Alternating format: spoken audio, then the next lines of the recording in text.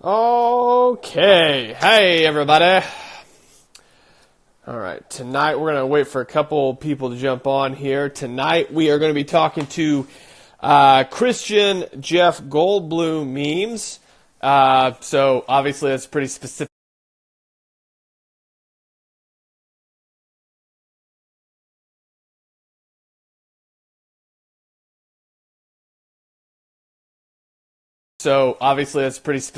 Account. But tonight, we're going to be talking to him. So, we're going to cover a lot of stuff. It probably isn't going to be a lot like...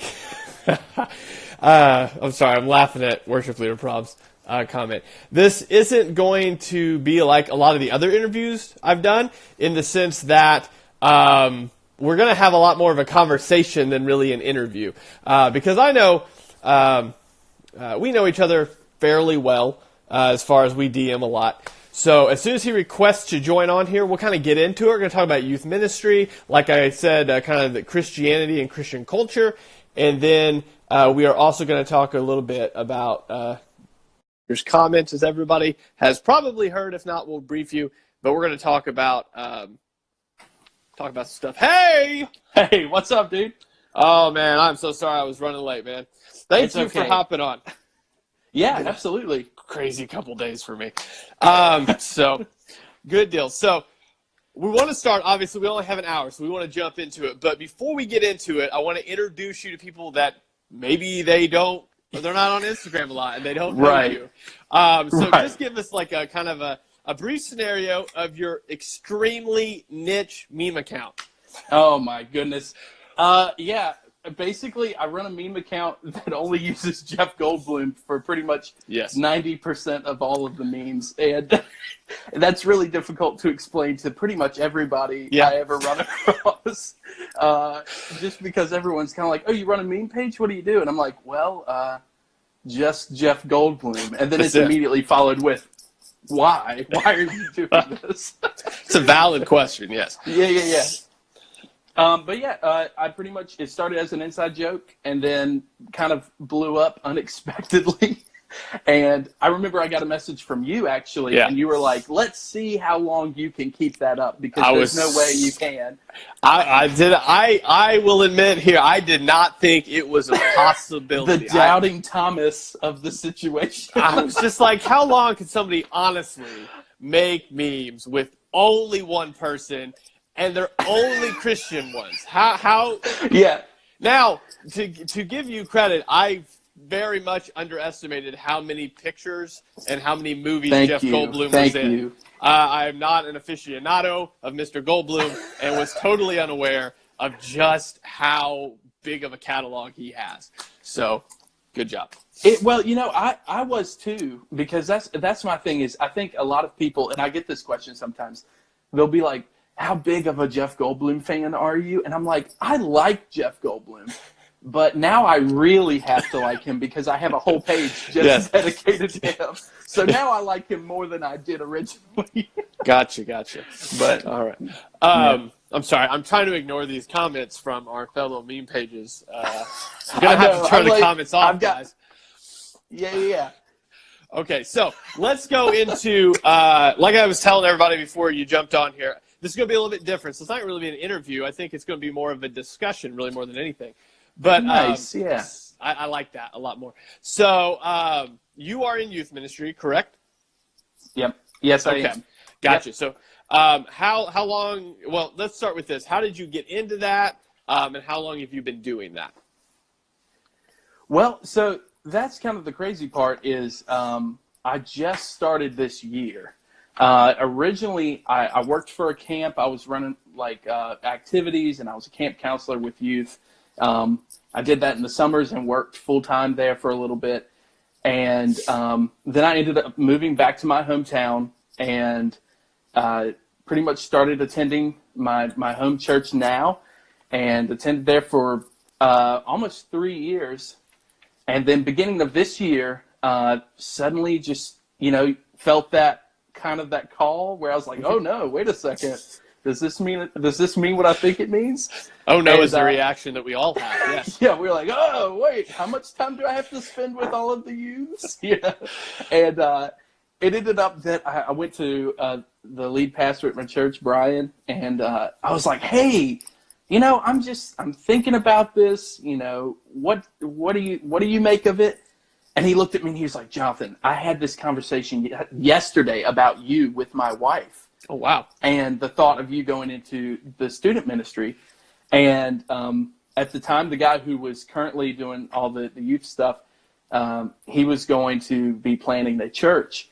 And at that time, I came on board and started kind of transitioning in and learning from him. So officially, I've been full-time doing this now for, I think it's 3 months, but I've been in the transition process since March, I think it is. So gotcha. Okay, good deal. Yeah. So obviously, I don't know if you have any great stories yet, but you've experienced what youth ministry is. Even I don't know if anybody's not been in youth ministry, which I don't.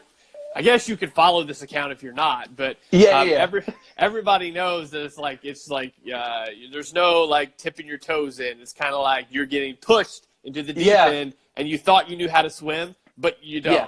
So it's strange. I mean, it's like I've only been officially, like I said, doing it for a few months, and I already have experienced some of the weirdest things and had some of the weirdest things said to me. Yep. And they're all fantastic. But it's really cool because I have a great group of students there that are just a blast. And they say some of the funniest things that will crack me up in the middle of a lesson so fast. See, it'll teach you to try to stay on, it'll prepare you, I guess, similar for like stand-up comedy where people are just harassing you and telling you you're not funny. I mean, youth ministry is very similar to that. They're just like, you're horrible, and you're like, I'm trying to teach you about Jesus. Yeah, they're like quoting vines to me while I'm up there. They're like, I'm a giraffe. That's a real thing that happens most of the time. So you interject truth in between. I don't know. Right. And then you try to segue it somehow. You're like, so you say you're a giraffe, but like giraffes were on Noah's Ark and they're like trying to desperately get to like back where you were. And it's no way. So if you can, you are the master. It's definitely not me. I was always like, shut up. I couldn't do it. There was just like, everyone needs to chill out. Anyway, so awesome. So youth ministry. So one of the things, because we've talked about this briefly before, one of the things that I appreciate about youth ministry is that students in particular, I mean, it's a huge age range there, but students in particular are just straight out blunt, very honest, do not care if the question is appropriate for the situation or not, and they'll just ask it. And I found that student ministry really gives me a really good gauge of where culture is as far as like thought on just how thinking is being done about faith and how that correlates with life. And they wouldn't use the word correlate, but they would use, I mean, that's, you know what I'm saying? I mean, it gives you a really good baseline of where faith is. So like, what have you seen? I mean, we've talked about this before, but what do you kind of see the climate right now, faith-wise, within Christianity? I mean, as far as what's happening, based on what you see within student ministry. Well, I've kind of thought about this randomly, I guess, but I felt like there for several years, right before I was, in youth group age, the amount of consumerism that was like going into churches was really high. Mm-hmm. Everything was more like a community group than anything. Not all, but there was a lot of it. And I think that there for a while, youth groups were really hype based, and they were just like, how excited can we get? And like, just we're gonna get the T-shirt cannon out. Confetti everywhere, and it's and while all of that is like super fun, it's I think youth now, they just want something that is authentic. They're like, don't try to distract me with all of this. Like they're much more aware of of how fake things are. And I think that can maybe be social media. They're able to kind of like see through a facade easier. But now I think, youth ministry and faith in general is going back to probably where it should be, which is it's all based on your relationship with the Lord. It's based off of your relationship with other Christians and that community, and not based off of how excited you are when you get, to go to some crazy big youth event. Yeah. And I think that that's good because it leads to, I think about it a lot, making sure that what I'm saying is authentic, that what I'm telling them, we're going to like sit down and we're going to talk about it and have a real conversation. And it's not just like, here's a lesson, see you later. I hope everyone thought this was awesome and had a great time. Well, also you've got to really sit down and think it out and put your work in, because they can legit in youth group just pull up if you're just pulling their leg. Like they have Google in their hand. Like it's not man. And I feel like, I don't know if you feel this way, I feel like students now are like way smarter than I was when I was in youth ministry, in the sense that I mean, like you said, I was just like, all right, where's the pizza? And I want to play the games. And they're like, but what about this thing that was said on social media about this theological doctrine? And you're like, you're like, oh no. I don't know, man. I was going to go get the pizza for you, but you want to talk about tongues right now? Okay. Yeah. But I mean, that's what I've got there, like you said. And that seems to be the theme. Everybody I talk to on these lives, when we talk about kind of this subject, is it's everybody right now is really looking for some sort of, not a sales pitch, but like this authenticity to it. They're like, show me why you believe this. Like they are, and it's really awesome, honestly, because I feel like even as a teenager with me, I was really caught up in all the activities and everything. And for me, that ended up working. It ended up making me closer and made me love the church body and everything. And that made me work on my relationship with the Lord a lot.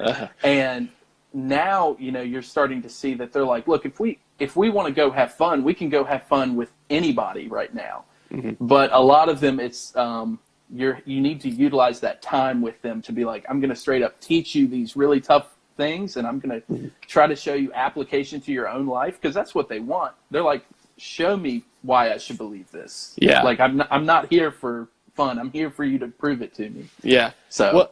And that's why I was talking to somebody the other night about this. Actually, last Wednesday night at Bible study, we stayed after we were talking about just how apologetics is so needed right now. Yes. In the sense that, because we were talking about, they can get online and see anything. Yep. I mean, they have access to literally every argument that's ever been made about anything. So you just can't get up. I mean, my youth pastor used to be able to get up and be like, well, you should believe in Jesus because it says so. And we were just like, okay, yes, sir. Cool. And I mean, I don't know if I ever, until college really started thinking through that. Yeah. And these kids now are like, yeah, but I just downloaded Richard Dawkins' new book on Audible. Exactly. I just finished that before I got here. So I need you to explain, why you're legit. And you're just like, wasn't prepared for, you know what I'm saying? So I think that youth ministry now, people like, you that are on the front lines of it right now, are like, it's a totally different game than when we were in youth ministry. But luckily, the playing field is a little evened because of YouTube and apologetics, so we can educate ourselves a little bit more on that. But so I think authenticity. Is there anything else that you're seeing as far as that goes, or just kind of the umbrella idea?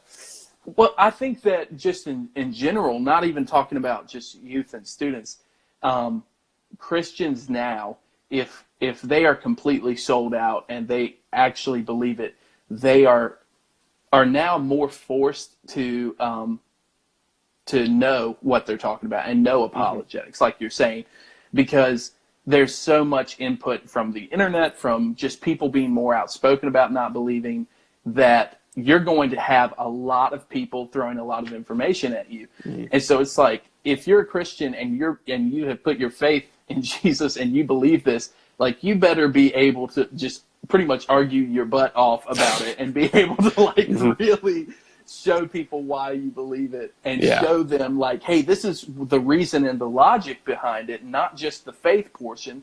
Like, yes, everything from your relationship with Jesus is faith, but you also need to be able to sit down and have an educated conversation with people.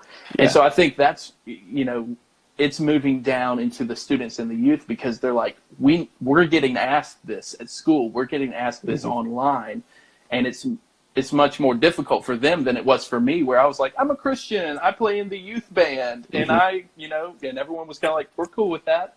Now it's like, I go to youth group and I go to church, and everyone is like, why? Why do you do that? You could be doing so much more in other things. So just across the board, Christians now are having to be able to defend their faith much more than they used to, which is a great thing. That's an awesome thing. Well, I mean, on that, like what you were saying about just the whole culture shift, like whenever used to, I mean, I know when I was growing up in youth group, my mom and dad would be like, yeah, well, if you have a question, go ask the pastor, right? Or, I mean, not just me. I mean, that was the default. Like, if your friend at work had a question, be like, well, hey, my pastor, you can go to church.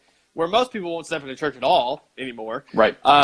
So it really shifts that to where, like, if you're a pastor, you have to be able to teach your people how to work through the word, how to understand it. I mean, it's much more than getting up now and being like, here's a nice, cute story about. I don't know if anybody else has heard this. No. I don't know if anybody else has heard this story. It bugs. I mean, it scarred me as a child. But there was a pastor that always told this story. He'd get up and be like, there was this little boy that had no ears, and his mother, I don't know if anybody else has heard this story, she went to this doctor and had her ears taken off and put on him, and that's the love that she has for him, and that's how God loves you. And I was just like, this is the dumbest thing I've ever heard in my life. You're like, Jesus gives me his ears. Yeah. And then people be like, yes, I need to love people like that mother loved her son. And you try to go out and evangelize with that story, and they'll be like, okay, yeah, but what does this passage mean? And they don't know. So now pastors legitimately have to be able to say, okay, so this is how we walk through Scripture. I mean, and demonstrate that. Yes. So that you can't just go out and cop out some stupid story about some earless kid and expect people to come to church. Right. I totally agree with you. I think that, like, it's way... I think some people would say, oh, no, it's worse. But I think it actually is getting way better in that sense that now, like you said, if you are a Christian, all right, buddy, where's that rubber meeting the road at? Yeah. I mean, it's moving away from the cultural Christianity of like, well, culture is Christian around me, so I'm going to act Christian. Yeah. It's now moving to where culture is not really friendly towards, my beliefs as much. So am I really committed to it, and why? So it's that move from cultural Christianity is good. Because, I mean, even in Scripture, it talks about how persecution, and while I wouldn't classify, like, what we technically go through on an everyday basis as persecution on that level, but in Scripture, it talks about how persecution has grown the church and how, like, Jesus blesses those. And I think that, like, a little bit of pressure from culture is really healthy for the church, just across the board. Because it makes you actually have to think about it and not be like, well, everyone around me is, lifting their hands and worshiping, so and everyone around me. So it's like, why are you doing it? Yeah. Well, and like you said, like, learning how to communicate that is just so important. Now, I was trying to think of how to segue into, so we're going to segue into this with the communicating. So, and we're not going to, here's the thing. I don't want to stick on this subject, but I do want to use this subject as a great example and another segue into a more general topic. All right. Okay. So, in case you're watching this live and you don't know that John MaCarthur done suck his foot in his mouth. Oh boy.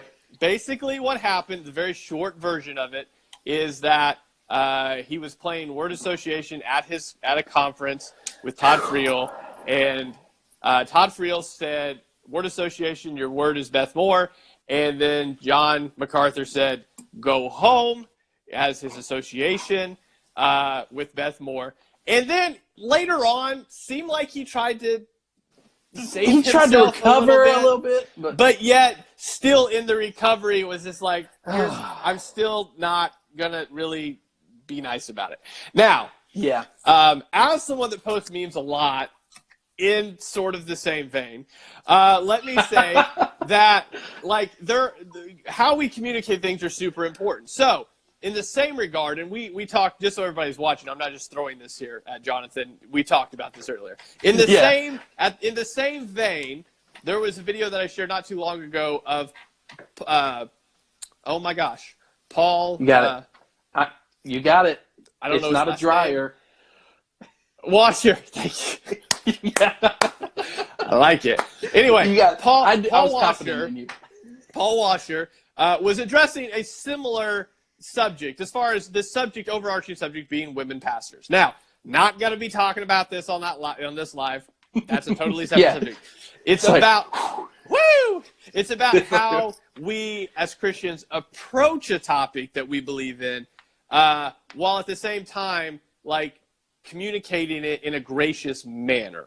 Okay, so obviously, I'll post the link to both of these afterwards just so you can see them. But so John MaCarthur, I mean, would you agree? Kind of put his foot in his mouth.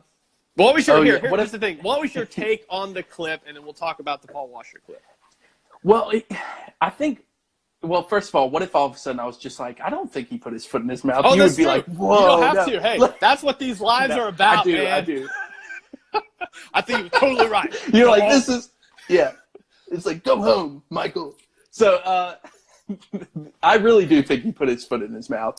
And you know, he's known to have done that every now and then. You know, he's getting to this point where he just kind of speaks his mind. And he doesn't quite think it through. And in a sense, you know, I really respect him as a minister, but at the same time, I don't hold him at such like a high esteem that I'm like, everything he says is going to be flawless. Yeah. And this was one of those situations where I'm like, regardless of which side you fall on theologically, his delivery of what he said was really poor. Mm-hmm. And I think even the setting and the setup for it was just, it felt like a roast more than it felt like an actual theological discussion. Yeah. Like it Can I insert something there and pick your brain on it? Yeah. All right. So I think that, and I've been guilty of this, I think that oftentimes when we get with people we know fairly well, right? Yeah. Or that we're like super comfortable with, we might say things that, I mean, it's not that it's not us. It's just that you're just kind of like, oh, this isn't super Unfiltered. Serious. Yeah, well, this isn't super serious, so I can kind of say things that I do believe just in a kind of, like you said, unfiltered way, right? So right. I wouldn't word it like this in front of my mom, but I'll say it like this in front of you. And I think when I watched that clip, what you, like, just touching what you were saying there, was that I was like, it should really be a gut check. I mean, aside from the whole thing, we'll get back to that in a minute. It should really be a gut check for all of us to be like, yes. Instead of like, hey, let's burn him at the stake, and say, okay, I probably do this too sometimes. I just don't have a camera on me with millions of people giving any care about what I say. Exactly. So, I mean, nobody cares. So I think it's really important, like, in the back. I mean, here's the thing. I've been in retail. I was in retail for like 14 years beforehand, and I can tell you there's lots of situations like that happen, but no one cared. Like, so the doors closed, and we're all being like, hey, did you see Jenny today? Yeah, she's lazy as can be. And nobody cared because we're all just, shooting. We're just sitting there. You're just talking. You're just buddies. We're just buddies. So I think, just to interject there, when I watched it again, I was like, I really think this is kind of the mentality that they were in. Oh, for sure. Where it was just kind of like, no one's going to care about this. I mean, I think they knew it was being recorded because it records everything. Yeah. But it was a matter of, I think that was the mentality that we can get in sometimes. Like, hey, we're friends. Hey, I don't like the color red. Oh, I hate the color red too. And you just don't think about it. The red's worse. Yeah. Yeah. So anyway, I definitely agree with you on that. And I think too, I think that's not even so much where I found the problem. It was more just the initiation of it. Because, take, for example, if I'm hanging out with a group of friends and, first of all, we have an entire congregation of people out there looking at us and they're like, I'm expecting to hear some wisdom today. Yeah. I would hope one of my friends wouldn't be like, so I'm going to do a little word association with you. What do you think of Beth Moore? And tell us everything honestly. Like, it just felt like a big, it felt like a poor decision, if that makes sense. Or like, you'd be more gracious with it, at least. Yes. I mean, or at least somehow try to segue it into the conversation rather than be like, boom, I'm going to just straight up say, do a one-word association. Because he's done that before with old Stephen Furtick, and they knew what they were asking for. Well, they mentioned that in the video, that they knew that was what happened. They did, didn't they? Yeah. So, I mean, and that's the thing. I think that as pastors or as people, when you're in front of anybody, people are going to ask you your opinion. I get DMs all the time about crazy stuff. And I think we have to be super careful about how we put things. So, for example, anybody that's DM me, and I mean, can attest to this, I'm far more gracious in the DMs than I am with the memes that I put out, because the memes specifically are to call your attention to something. Whereas when you're talking with somebody, it's a lot different. So like I said, I think in front of a congregation, the better thing would have been is, look, everybody knows he doesn't like Beth Moore. No big surprise. But the gracious thing would have been, and this is where we'll segue into kind of the Paul Washer thing, whereas I don't know, not as many people have seen that video, obviously, of Paul Washer. Right. But Paul Washer's asked about women pastors, and he theologically does not agree with that.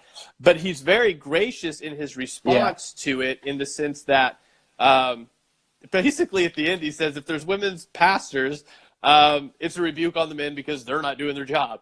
And he's basically saying they're picking up the guys being lazy. And he's a lot more gracious with it, in the sense that, I mean, he obviously could have named names, and actually he does name a couple names, but in the affirmative rather than the negative.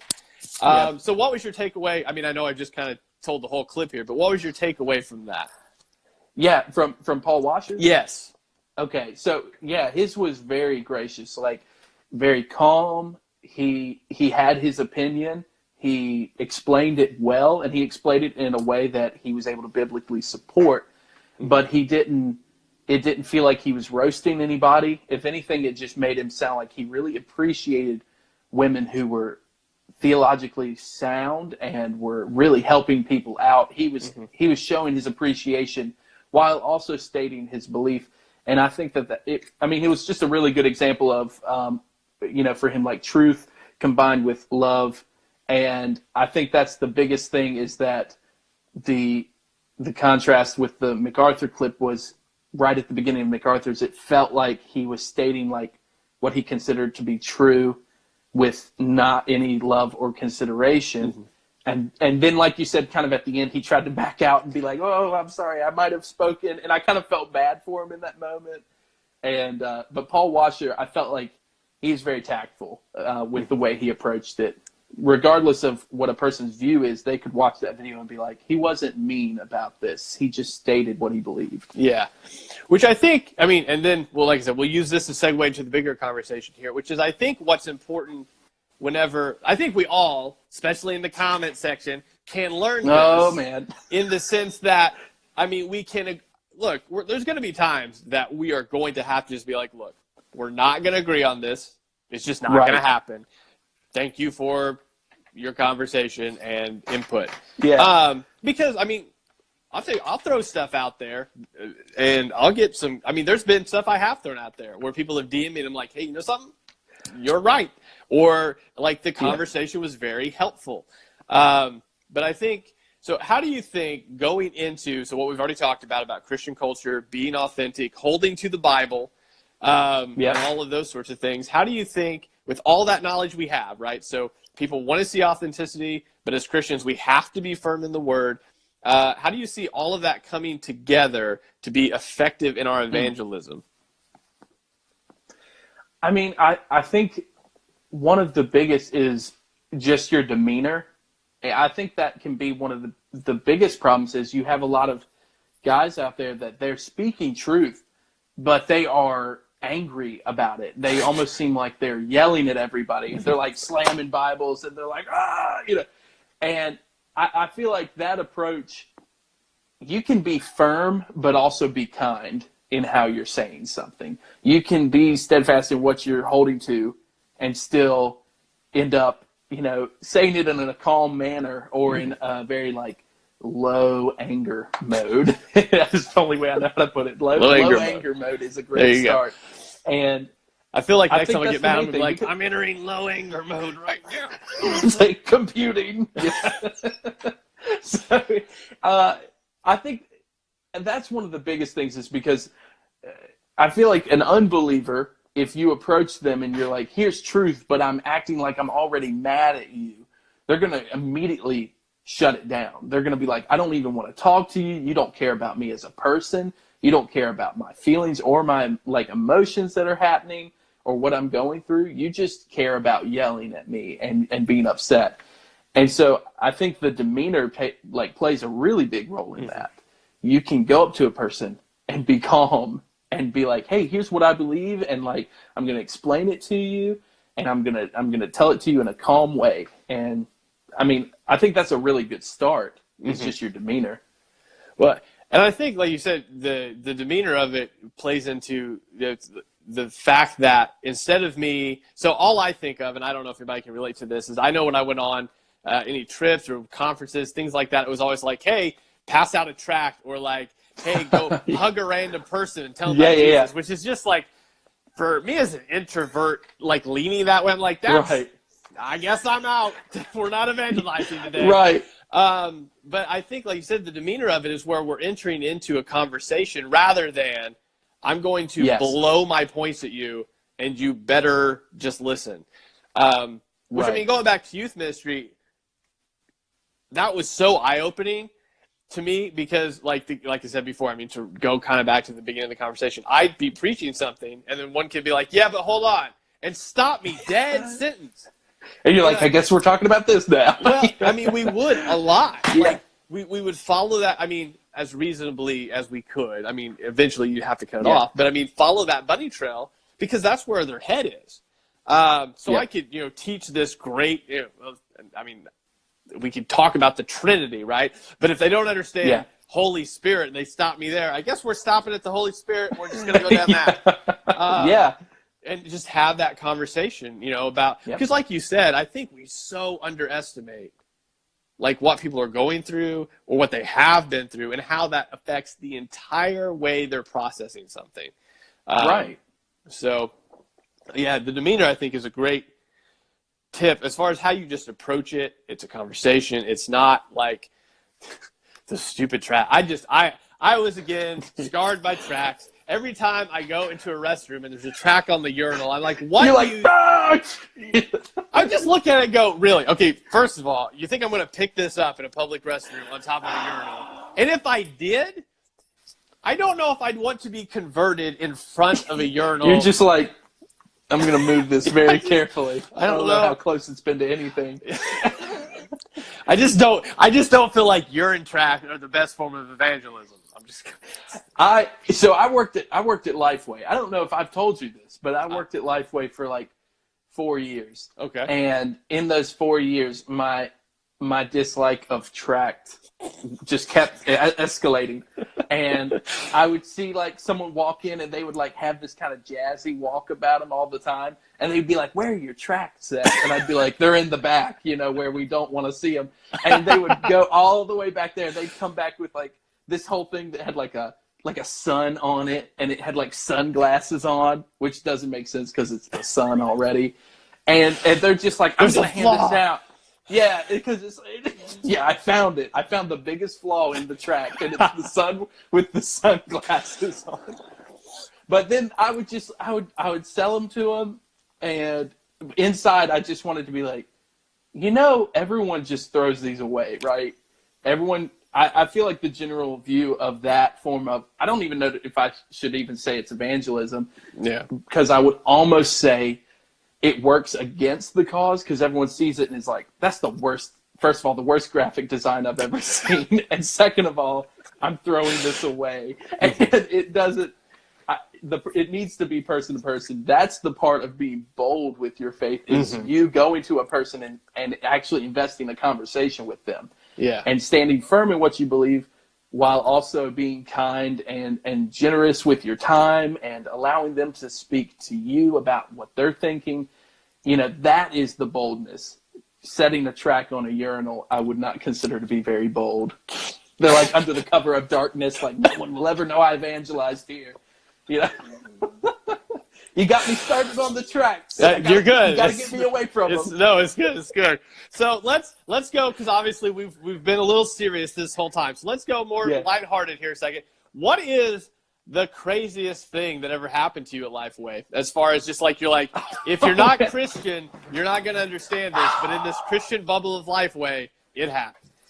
The craziest thing, oh man, that is a tough question. Yeah. I had a lot of crazy things happen. And most of them were just things I did. Like I one time jumped off the top of a ladder to see if I could tuck and roll, and I did not. Was there just anyone else in the store? Yes, my manager, and she was like, "Yeah," and I just face planted to the floor. So must have been a slow night for track sales. They were all slow nights. That's why they're all closing down.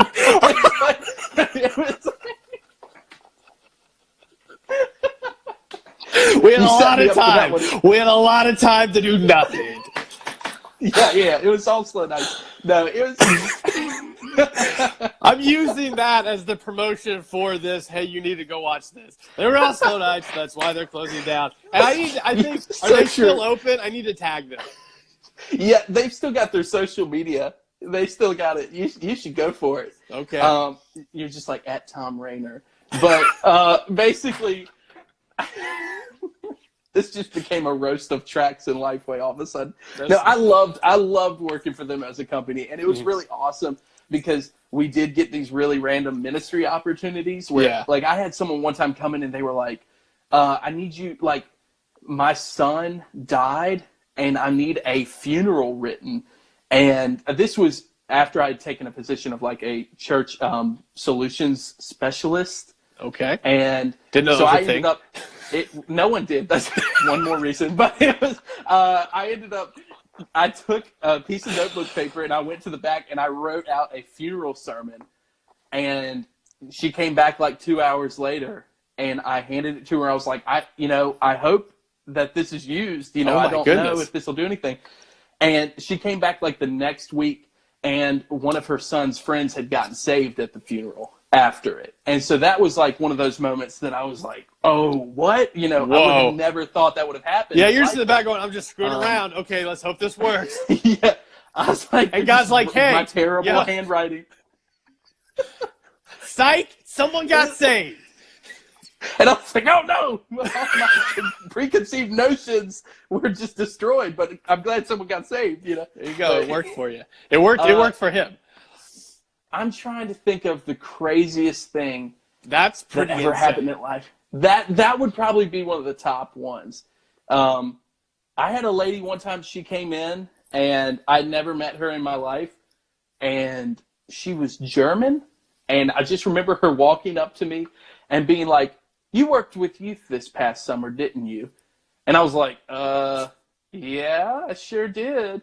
And it ended up that she just looked me straight in the face and was like, well, I want you to know you're going to be probably going into youth ministry later in life. And I was like, oh, okay. And then, like, when I took this job at the church, I was like, oh, I remember that lady. That German lady prophesied over me in the life. That German lady. What is... So that's pretty crazy. It is crazy. But it was a fun time. A lot of good times at Lifeway. I was once told that I looked Jewish and needed to go back to my home country and save my people. And I hope that, I'm not. So I don't know. I don't think that was an accurate prophecy. We're just going to balance this out here. But yeah. My wife was standing right there. I just got done preaching, and my wife, we were back, because around where I live, apparently you shake people's hands after. I don't understand why, but it's an opportunity if they want, I guess, to be like, you sucked. I'm sorry, I'm here. But that's never happened. But she was standing right there. She just came up and we're like, thank you. You're like, yeah, okay. Okay. But that's crazy. All right, so we are about to. No, I'm not Jewish in the comment section. Oh my god! So, I just saw it pop up, and I was like, "Wait a second. Wait, you're not? I'm sorry, I needed that clarification. I thought you were. This is why I was following you. I thought you were a Jewish meme. Yeah. Honest rabbi memes. Shalom.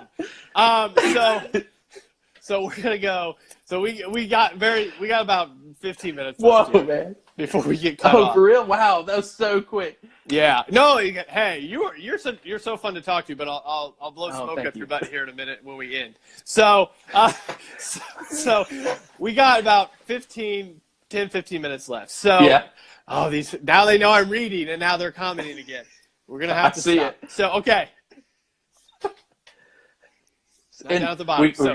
We're just gonna focus. So I like to end this with usually because I mean obviously as we've been talking, you're super funny, but you're also you're very well balanced.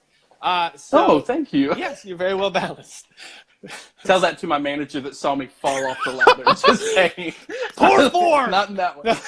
Yeah, not well balanced. 3 of 10. Your personality. So thank you. We're going to end here. About 5 minutes here. Let's say that no one ever. I mean, we don't get this opportunity to talk to whoever sees this or rewatches this again. What in 4 or 5 minutes here would you tell somebody that this is all you got? This is only time you got with them. Go. I would just make sure that they knew that Jesus does love them, and that if you look at the Bible historically and as a contextual book, that it does make sense. And don't be afraid to go and ask people questions about it, because there are a lot of people who are very willing to sit down and talk with them. Like, that's something that I talk about with the youth at the church a lot about, is I say, don't be afraid to ask questions. We want to talk to you about these things. Mm-hmm. And so for anyone who's watching that you have questions and you have things that you're wondering about, I mean, go find someone, call a church, call a local congregation, and be like, these are things I'm wondering. And you will probably, first of all, make someone's day, because they just want to talk to someone about it. And I mean, I would just, first of all, I mean, that's one of the biggest things, is don't be afraid to ask questions. We would love to talk with you about Jesus. We would love to tell you the gospel, and we would love to show you how Scripture does make sense and is applicable to your life. And that would probably be the biggest thing. And, you know, I wasn't well studied for this moment. No, you're good. You're good. But I'm like, I wasn't prepared, and I just like pull out an iPad and start preaching. But apparently your sermon saved people. So, and just for writing them. So I got to tap back into that Lifeway church specialist stuff. But yeah, and even if you're watching this and you have a question, I know I'm running a Jeff Goldblum meme page, so it's like a little weird if we're being honest, but you can send me a message. I talked with a guy the other day about what my thoughts on like Calvinism were. And I was like, this is kind of weird, I'm sure, because I'm a Jeff Goldblum meme page, but at the same time, I am also working in youth ministry, and I love to talk about this. So if you want to message me on there, you can, or on my, I guess on my personal account too. That's there. Johnathan, yeah, that was the next thing I was going to tell you. Just how can people connect with you if they want to do that? So I mean, your personal, your podcast, all that stuff. What do you got? Yeah. Okay, so I have my main page. I run too many pages, by the way. I got to get out. But I got my personal page that's just at Johnathan A. Wright. And you can send me a message there. You can always send me a message on my Goldblum meme page. And also, I just started a podcast with my friend that I've known for like 20 years. And we're having a great time. You can send us a message on there, but we're also going to be, I guess I'll tell people this too, we're going to be using the Ask These Questions. Yeah. We're going to be using cards. That was a free plug. I did not pay him to say that. He did not pay me. He didn't pay me, I promise. But you should. No, don't pay me. Don't pay me. It's payment enough to be on here with you. And we're going to be opening these cards that Michael has, and you just open them. You've got great small group questions, and my friend Christian and I, we're going to be discussing them randomly through the podcast. So just be looking out for that, and send me a message any way you need to. I'll be glad to talk with people. Good deal. Awesome. So, well, and here's the part where I blow smoke up your butt. You are well balanced. You are funny, and man. Here's the thing, like, because we DM a lot, but I think everybody, if you have not listened to the Church Story podcast that had Johnathan on it, that is a must listen. I'm just saying, if you're in college and you have a course and somebody says this book is a have to, if you are going to follow any meme account, you have got to listen to that podcast. Man, that was a good time recording that. What's funny is we went an hour and like 30 minutes on that, and we ended and we just kept talking, and then we all went and got food. We were having so much fun. And I cried laughing at that one. I cannot tell you how. I listen. I have the ability to listen to things at work, and I'm sitting there doing work, and I get to the point where you are trying to get a plan how to turn that bathroom light back on, and I just have to stop. I just cannot continue working. I'm just like, how is this going to end? It was as bad as I was like the last episode of Lost. I was just like, how? I have to know. I hope I wasn't as disappointing as the last episode. You were way better. So if anybody, on that note, if anybody was disappointed in the ending of Lost, go listen to this podcast, and hopefully it'll